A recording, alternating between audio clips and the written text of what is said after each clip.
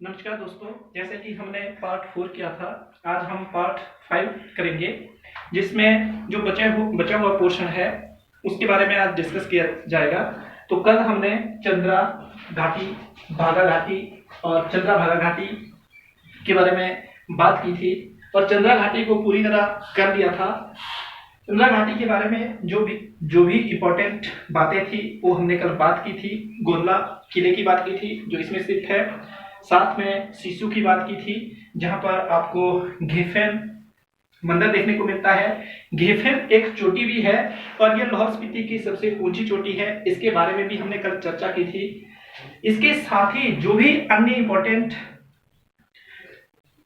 तथ्य थे exam point of view से, वो हमने कल चंद्रा घाटी के बारे में पढ़ा था। इसका उपनाम क्या है उसकी भी हमने बात की है, जो पार्ट 1 और पार्ट 2 है उसमें ये बात की गई है। साथ में जो भागा घाटी है, आज भागा घाटी के बारे में हम बात करेंगे।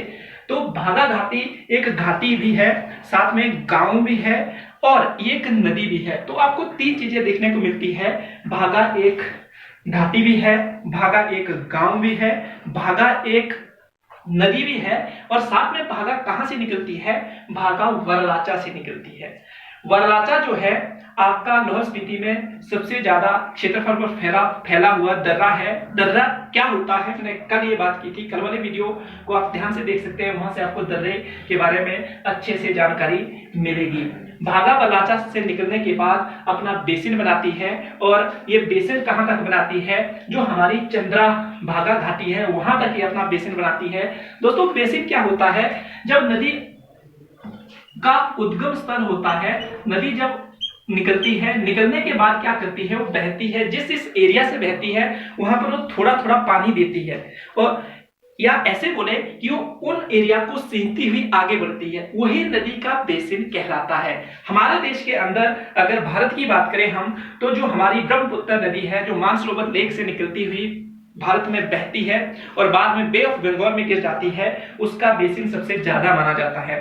अगर हम बात करें पूरे विश्व में, तो जो अमेज़न है, जो आपका दक्षिण अमेरिका है उसमें है और वहां पर बहती है, वहां पर अपना बेसिन बनाती है और इसका बेसिन सबसे बड़ा है। और लंबाई के हिसाब से बात करें तो हमारे भारत की जो सबसे लंबी नदी है वो आपकी गंगा है और साथ में जो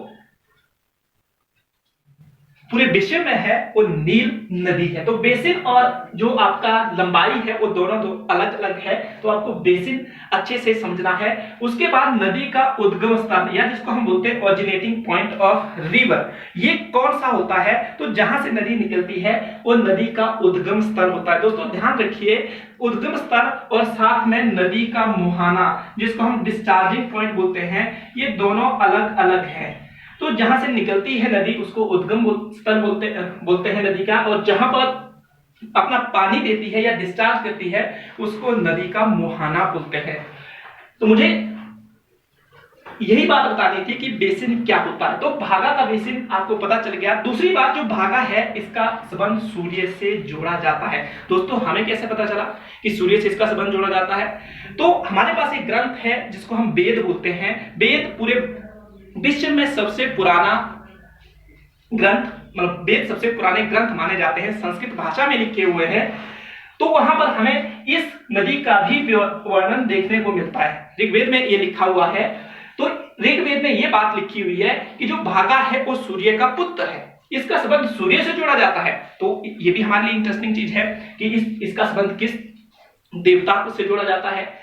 दूसरी बात क्या है कि जो भागा नदी है, भागा नदी जिस एरिया से बहती है उसके आस पड़ोस में ढेर सारे प्रमुख गांव हैं। उनमें से हमारे लिए जो पेपर में आते हैं या जो इंपॉर्टेंट है, जिनकी आने की संभावना रहती है, उनमें से दारचा गांव एक है। काफी इंपॉर्टेंट चीज है, जब रोहतांग से आप एंट्री मार सकते हो, दारचा पहुंच सकते हो। दोस्तों दारचा पर्यटक स्थल है, यहां पर कई जो पर्यटक होते हैं विदेशों से आते हैं और यहां दारचा से वरराचा से होते हुए लद्दाख को जाते हैं और हिमाचल प्रदेश की जो जलवायु है उसका लुत्फ उठाते हैं। दोस्तों दूसरा जो सबसे इंपॉर्टेंट गांव बोले या आप इसको प्रमुख स्थल बोले या पर्यटक स्थल बोले या ऐसा भी बोल सकते हैं कि ये लाहौल स्पीति का मुख्यालय है जिसको हेडक्वार्टर बोलते हैं, हिमाचल प्रदेश का सबसे ऊंचाई पर स्थित हेडक्वार्टर है। दोस्तों याद रखिए, कल वाली वीडियो में मैंने आपको बताया था कि केलोंग जो है लाहौल स्पीति का हेडक्वार्टर है, साथ में ये सबसे ऊंचाई पर स्थित है। सोचने वाली बात यह है दोस्तों कि सबसे ऊंचाई पर स्थित होने के साथ साथ ही ये भागा घाटी में पड़ता है। सबसे इंपॉर्टेंट चीज ये है, पूछ सकते हैं वर्तमान में लाहौल स्पीति का जो केलोंग हेडक्वार्टर है वो किस घाटी में स्थित है। और ये 3 घाटियां आपको लिखी होगी, चंद्रा घाटी, भागा घाटी, चंद्रा भागा घाटी। इनमें से कोई नहीं दोस्तों, आपको इनमें से कोई एक आंसर चुनना है, वो क्या होगा, भागा होगा। दूसरी बात क्या है, केलोंग के आस पड़ोस में एक बिजली घर भी है जिसे केलोंग प्रोजेक्ट के नाम से जाना जाता है। आपको इसको भी अच्छे से याद रखना है। आगे नेक्स्ट वन इंपॉर्टेंट चीज है दोस्तों, गोची, काफी इंपॉर्टेंट है। गोची मेला, जो ये गोची मेला है ये लाहौल स्पीति में मनाया जाता है। डिस्ट्रिक्ट की बात करेंगे लाहौल स्पीति, अंदर चले जाएंगे तो आपको देखने को मिलेगा जो अंदर घाटियां हैं लाहौल स्पीति की। हमने पहले प्राकृतिक डिवीजन किया, जो हमारा नेचुरल डिवीजन है लाहौल स्पीति का, उसके बारे में बात की कल वाली वीडियो में। आज आपको यह बताया जाएगा कि जो भागा घाटी है उसमें जो गोची मेला है वो लगता है। साथ में ये जो हमने घाटियों की बात की, चंद्रा घाटी, भागा घाटी, चंद्रा भागा घाटी, इसकी आज हम बात कर रहे हैं। तो गोची मेला जो है मनाया लाहौल स्पीति में जाता है। अगर डिस्ट्रिक्ट वाइज बात करेंगे तो आपसे पूछा जा सकता है कि गोची मेला किस जिले में मनाया जाता है। आपके पास ऑप्शन हो सकते हैं चंबा, कांगड़ा, लाहौल स्पीति या इनमें से कोई नहीं, तो आपका लाहौल स्पीति आंसर आएगा। पर अगर अंदर चले जाए, थोड़ा सा डीप क्वेश्चन करते हैं, तो क्या पूछ सकते हैं कि जो आपका गोची मेला है वो किस घाटी में मनाया जाता है। तो सबसे इंपॉर्टेंट चीज है, और घाटी भी कैसी दी होगी, चंद्रा घाटी दे सकते हैं, भागा घाटी दे सकते हैं, चंद्रा भागा इकट्ठी दे सकते हैं। आपके लिए कंफ्यूजन हो जाएगी। कंफ्यूजन को दूर करने के लिए आपको स्पेसिफिक यहां होना है कि वो जो गोची मेला है वो सिर्फ भागा घाटी में ही मनाया जाता है। गोची क्यों प्रसिद्ध है, देखो क्या होता है, आपने जेंडर डिस्क्रिमिनेशन के बारे में पढ़ा होगा, जिसको हम लिंग मतभेद बोलते हैं। ये लिंग मतभेद क्या होता है, या जिसको हम जेंडर डिस्क्रिमिनेशन बोलते हैं, लिंग मतभेद या जेंडर डिस्क्रिमिनेशन, ये क्या है। तो जब लिंग के आधार पर, लिंग मींस पुरुष और स्त्री के आधार पर किसी के साथ मतभेद किया जाता है, उसको बोलते हैं लिंग मतभेद या जेंडर डिस्क्रिमिनेशन। दोस्तों जो गोची मेला है, गोची मेला जब लाहौल स्पीति की भागा घाटी में किसी का जन्मदिन होता है, और जन्मदिन पर अगर मतलब जब बर्थ होता है, जन्मदिन नहीं सॉरी, जब बर्थ होता है तो बर्थ पर अगर लड़का होता है तो लड़के के होने की खुशी में वहां के लोग जो मेला मनाते हैं उसे गोची मेला कहते हैं। अभी कुछ समय पहले 2018 की बात है, तो उस वक्त ये गोची मेला जो था, अगर किसी लड़की का जन्मदिन भी होता है तो उस मेले को मनाया जाता है, बोले बोले खुशी का दिवस है, इसे मनाया जाता है। और ये पहले क्या किया जाता था, अगर जब किसी का बर्थ होता है और लड़का है तो वहां के लोग उस लड़के के होने की खुशी पर इस मेले को मनाते थे। पर वर्तमान में जो लाहौल स्पीति जिला है, वहां की जो भागा घाटी है, वहां के लोगों ने इस मेले को अब दोनों लड़की हो या लड़का हो के होने के उपलक्ष्य पर इसे मनाने वो अब वर्तमान में इसको मना रहे हैं। तो ये गोची मेला भी आपसे पूछ सकते हैं, और गोची मेला किससे संबंधित है, तो ये जन्म हर्ष उत्सव है, इसको आप अच्छे से याद रख सकते हैं। पहले क्या था, ये सिर्फ जो आपका लड़का होता था उसके जन्म के उपलक्ष्य पर ये मेला मनाया जाता था, पर वर्तमान में ऐसा नहीं है। अब दोनों के लिए, चाहे लड़का हो चाहे लड़की हो, तो लिंग मतभेद को कम करने का एक ये लाहौल स्पीति के द्वारा उठाया गया अच्छा स्टेप। अगर कहीं आप वुमेन डिस्क्रिमिनेशन के बारे में लिख रहे हैं तो हाँ ये पॉइंट जोड़ सकते हैं, कोई ऐसे लिख रहे हैं तो हाँ ये पॉइंट जोड़ सकते हैं। अगर कोई आपसे पूछता है कि लिंग मतभेद को कम करने के लिए हिमाचल की सरकार ने क्या प्रयत्न किए हैं, तो आप यहां पर क्या कर सकते हैं कि जो सामाजिक तौर पर लाहौल स्पीति ने ये स्टेप उठाया है और हिमाचल सरकार ने इसको क्या किया हुआ है, सपोर्ट किया हुआ है। दोस्तों नेक्स्ट घाटी है आपकी चंद्रा भागा घाटी, काफी इंपॉर्टेंट है। मैंने आपको कल बताया था इसे पटन घाटी कहा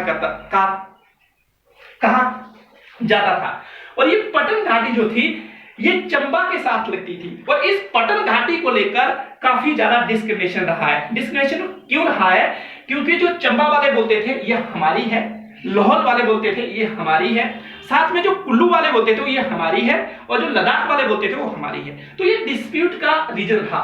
साथ में ये जो कुल्लू है, चंबा है और साथ में लद्दाख का रीजन है, इन कि यहाँ उस वक्त राजशाही व्यवस्था थी, राजा लोग यहाँ पर शासन करते थे। तो इन लोगों ने समय समय पर इसके ऊपर आक्रमण किया। बोलने का मतलब है सबसे ज्यादा जो आक्रमण हुए हैं लाहौल स्पीति में वो चंद्रभागा घाटी को लेकर हुए हैं। दोस्तों याद रखना, चंद्रा एक नदी भी है, चंद्रा एक नदी है। फिर दोबारा से याद रखना, इसका भी हमें विवरण ऋग्वेद में मिलता है। अब ये भी हमारे लिए क्या बन जाता है, ऐतिहासिक विवरण बन जाता है, ऐतिहासिक घटना बन जाती है। ऐतिहासिक घटना क्या होती है, जिसका कहीं ना कहीं लिखित विवरण देखने को मिलता है किसी बुक में, चाहे वो बुक कैसी भी हो सकती है, ऐतिहासिक बुक हो सकती है, धार्मिक बुक हो सकती है। अगर कहीं आपको लिखित विवरण मिलता है हम उसको ऐतिहासिक घटना मानते हैं। अगर किसी स्थल का मिल रहा है तो ऐतिहासिक स्थल मानते हैं। तो चंद्रा जो है आपको कहां देखने को मिलती है, ये चंद्रा एक नदी है, ये वरलाचा के तो थोड़ा सा जो दक्षिण पार्ट है उससे निकलती है और ये लाहौल स्पीति की साइड से निकलती हुई आगे लाहौल की तरफ बहती है। अंत में ये तांडी में मिल जाती है भागा के साथ और बनती है चिनाब। दोस्तों याद रखना, ये तांडी जगह काफी इंपॉर्टेंट है। कई बार तांडी लिखा होता, कई बार तांडी लिखा होता, तो दोनों वर्ड को आपने ध्यान से देखना है। तांडी तांडी एक ही बात है। ये यहां पर इन दोनों का मिलन स्थल होता है। माना जाता है, जो ऋग्वेद में लिखा हुआ ये माना जाता है, चंद्रा जो थी चांद की पुत्री थी। भागा और चंद्रा आपस में प्रेम करते थे, पर लोक लज्जा के कारण शादी नहीं कर पाते हैं और भागकर वो इस जगह पर मिलते हैं, तांडी पर, जो तांडी में मिलते हैं और वो आपस में प्रेम के बंधन में बंध जाते हैं। दूसरी बात क्या है कि जो तांडी है, जब महाभारत काल में जो आपके पांडव थे, जब वो स्वर्गारोहण कर रहे थे, स्वर्गारोहण का मतलब है जब सेलिब्रेशन के लिए जा रहे थे, सेलिब्रेशन का मतलब है जब मोक्ष की प्राप्ति के लिए जा रहे थे। माना जाता है जिन लोगों को मोक्ष की प्राप्ति होती थी वो चलकर स्वर्ग की तरफ जाते थे, तो पांडव भी उनमें से एक थे। जब जाते जाते वो ये तांडी में पहुंचे तो जो हमारी द्रौपदी जी थे, जिसको पंचाली के नाम से जाना जाता है, उनका यहाँ पर क्या हो जाता है, देह त्याग हो जाता है। तो ये क्या होता है, धार्मिक स्थल बन जाता है। और आज भी यहाँ पर क्या देखने को मिलता है, लोग यहाँ पर पूजा करते हैं और साथ में ये पर्यटक स्थल भी है, धार्मिक स्थल भी है, ऐतिहासिक स्थल भी है। ऐतिहासिक स्थल क्योंकि महाभारत क्या है, सबसे बड़ा महाकाव्य है, संस्कृत भाषा में लिखा गया है। साथ में यहाँ पर क्या है कि जो महाभारत में जो है क्या देखने को मिलता है, आपको विवरण देखने को मिलता है। किसका विवरण देखने को मिलता है, तो विवरण देखने को मिलता है कि तांडी एक जगह है जहां पर द्रौपदी ने अपना देह त्याग किया था। हमारे लिए क्यों इंपॉर्टेंट है, कई बार यहां पर पूछा हुआ है कि ये क्या है आपका तांडी कहां पर स्थित है, ये क्यों प्रसिद्ध है, तो द्रौपदी जो है यहाँ पर देह त्याग करती है। दूसरी बात क्या है कि जो चंद्रभागा घाटी है, इसके ऊपर मैंने आपको बता दिया है 3-4 जो उस वक्त राजशाही व्यवस्था थी उन्होंने इसके ऊपर आक्रमण किया और क्या किया, इसको अपने कब्जे में भी किया हुआ। कुल्लू का इसके ऊपर शासन रहा, चंबा का इसके ऊपर शासन रहा, साथ में लद्दाख ने भी इस रीजन पर आक्रमण करके इसको अपने कब्जे में किया। पुराने समय में जो चंद्रा का भाग चंबा में हुआ करता था उसको चंबा लाहौल बोलते थे। दूसरी बात क्या है कि चंद्रा जो है आपका जो चंद्रताल झील है उससे भी पानी लेती हुई आगे बढ़ती है। भागा जो है वो सूरजताल से पानी लेते हुई आगे बढ़ती है। सूरजताल हिमाचल प्रदेश की सबसे ऊंची झील है। याद रखिए दोस्तों, सूरजताल सबसे हिमाचल प्रदेश की ऊंची झील है, ये लाहौल स्पीति में देखने को मिलती है। चंद्रताल झील भी लाहौल स्पीति में है और एक नीलकंठ झील जो है वो भी लाहौल स्पीति में देखने को मिलती है। और यही आज का लेक्चर है, कल हम दोबारा से मिलेंगे। धन्यवाद।